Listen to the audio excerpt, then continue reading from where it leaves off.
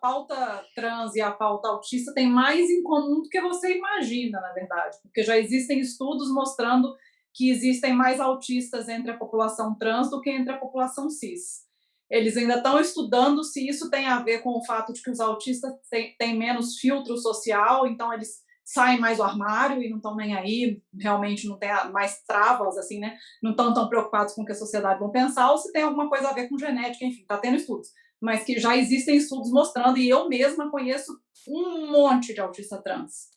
Mas, enfim, eu acho muito interessante, porque eu, quando comecei o blog, lá em 2012, e quando virou uma rede de apoio, eu comecei a receber muitos contatos de mães, e eu comecei a dar muitas dicas de muita coisa, porque eu tinha, né, eu sou uma mulher privilegiada e tudo, meu filho tinha acesso a médicos bons, então eu comecei a dar algumas dicas. Eu sempre recebi muitos e-mails e cartas, enfim, de mães, mensagens de mães pedindo ajuda, e em segundo lugar sempre foi de professores, sempre.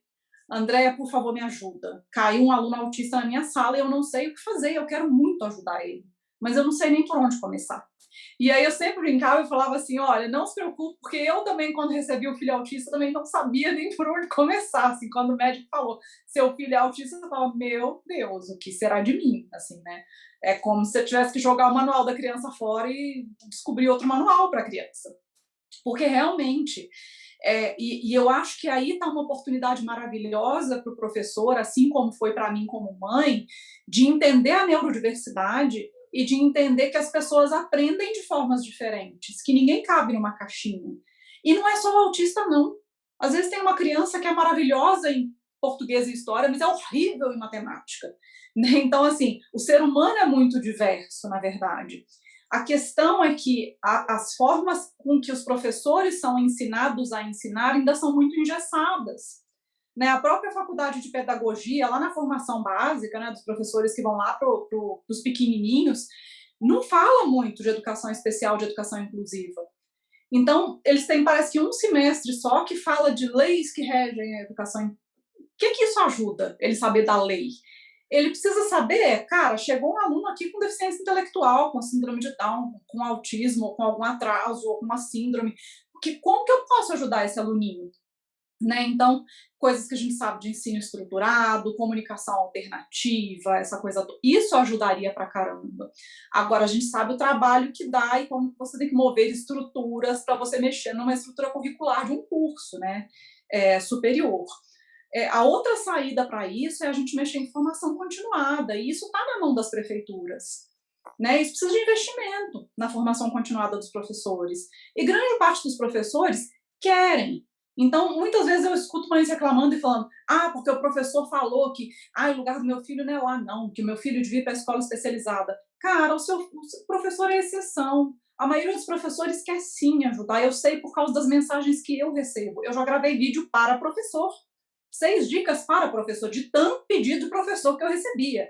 Né? Então, se as prefeituras investirem nessa formação continuada e derem o básico das ferramentas, seu aluno não fala.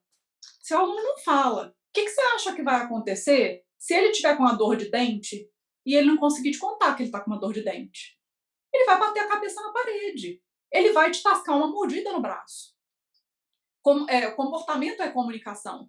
Só que se você não souber interpretar aquilo, nossa, olha, tá vendo como não dá certo criança com deficiência na sala? Olha, ele é agressivo, tá vendo, tá machucando as pessoas. Se você souber improvisar uma tábua de comunicação alternativa, que é uma folhinha em preto e branco, com umas figurinhas que você ensina ele a apontar, você já vai cortar metade das questões de comportamento que aparecem para uma criança que não consegue se comunicar de forma oral.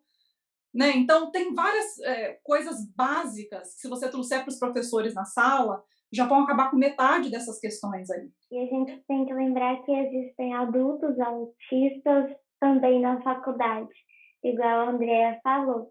Eu estou no UFMG hoje, tive adaptação durante toda a minha vida na escola e tenho adaptação hoje na UFMG. Tenho monitor, professor de apoio, tenho muitas adaptações hoje, inclusive curriculares. Então, eu acho que podemos estender e não apenas direcionar a escola, a educação infantil, ao ensino fundamental à criança, mas, de modo geral, a educação como um todo. Excelente. Inclusive, a nossa primeira conversa, né, Gabriela, você trouxe essa questão da sua vivência, que porque realmente a narrativa normalmente se foca na criança, e esquece, né, dos outros espaços, né? Você teve, André, também, nesses textos que você constrói, nos seus vídeos, você já abordou essa questão da universidade também? No que eu escrevo, não, normalmente. É um assunto relativamente novo, que eu tenho começado a abordar pelo simples fato de que agora eu tenho muitos amigos autistas adultos, né? E tem alguns ativistas autistas, como o Thiago Abreu, por exemplo, que é do podcast Introvertendo, que ele tem falado muito nisso, que a gente tem escutado autistas reclamando de como que as universidades não estão preparadas para fazer adaptações, e adaptações do tipo, às vezes o autista não consegue fazer a prova no tempo regulamentar que tem lá, que todo mundo faz, mas pela lei brasileira de inclusão, esse tipo de adaptação de dar um tempo a mais para ele fazer é permitido, né? Então, esse tipo de adaptação é necessária. O que eu acho que está acontecendo é que é muito novo ainda na nossa história, né, os autistas indo para a universidade no Brasil.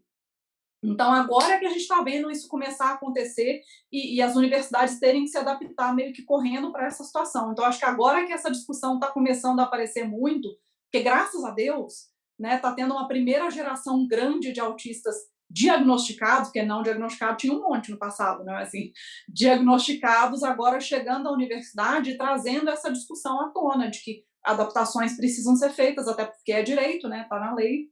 Se trocasse a palavra para autistas por palavras transexuais, caberia perfeitamente o seu discurso.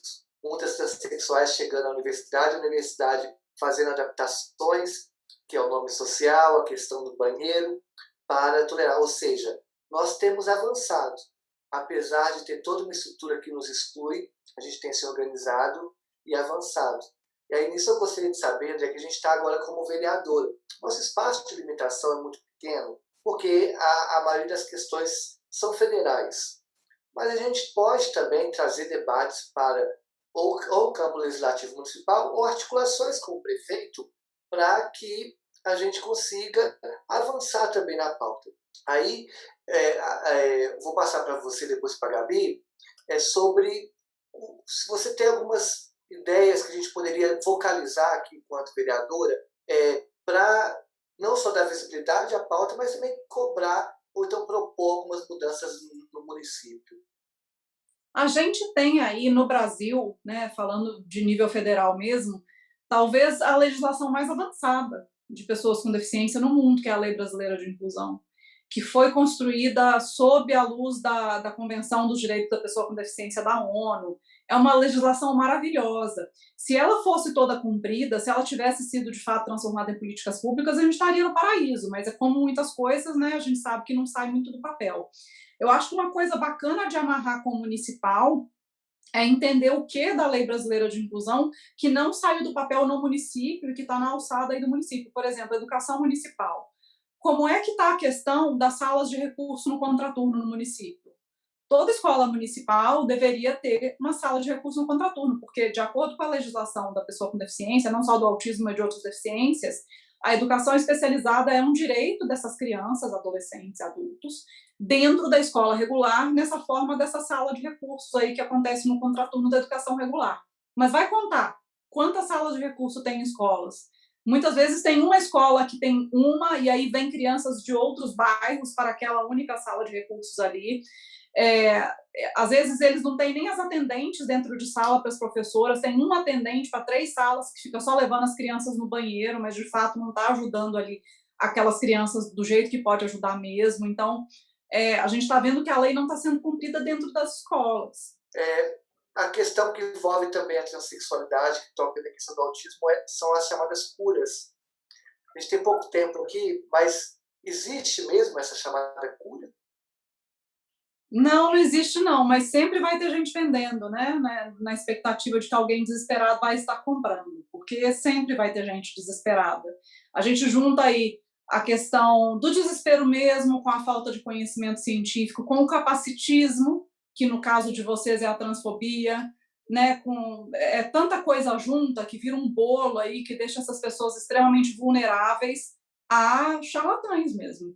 Então, esse mercado aí, ele fervilha no nosso meio, né? Eu brinco que a cada mês é a cura nova. Qual a nova cura do autismo que apareceu? Então, mês passado estavam falando de vitamina D, protocolo Coimbra. Ano passado estava a febre do óleo essencial e o MMS, que é o alvejante diluído que estavam dando para as crianças. Agora, esse mesmo MMS estão falando que cura Covid. Então, é assim, a gente ri para não chorar, mas já teve criança que morreu disso. A gente sabe de crianças que morreram, e o problema é que quando os pais dão essas coisas para os filhos passam mal, eles não têm coragem de falar no hospital que deram isso. Né? Então fica mais complicado ainda, que eles ficam com medo de ser presos, de perder o filho com conselho tutelar. Então é uma situação tão complicada que você não consegue nem conversar com esses pais depois. Isso também tem a ver com as falhas do próprio SUS de acolher esses pais, de dar uma terapia decente, né? Então, assim, são múltiplos culpados. Não dá só para a gente apontar o dedão na cara dos pais e falar, ai, tá fazendo coisa errada para o filho. Tem muitos abandonos por trás dessas histórias aí. Tá? Acho que a cura é o respeito, o fim do capacitismo. Assim, a cura é o fim da transfobia, a cura é o fim desses discursos hegemônicos que querem, né, nos tratar como seres anormais. Né? A cura é justamente o respeito.